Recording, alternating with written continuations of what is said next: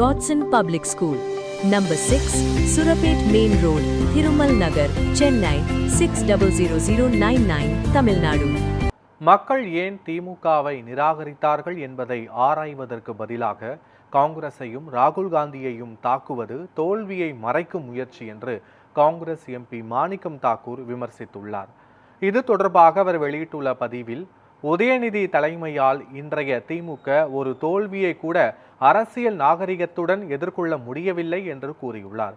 கூட்டணியில் இருந்த தோழமை கட்சிகள் மீதும் குறிப்பாக காங்கிரஸ் மீது திமுக விஷ வார்த்தைகளை கக்கி வருவதாக தெரிவித்துள்ள மாணிக்கம் தாக்கூர், இதையெல்லாம் பார்க்கும்போது பாஜகவிடம் ஒட்டியும் உறவாடியும் செல்லும் முயற்சியாகவே தெரிகிறது என்று குறிப்பிட்டுள்ளார்.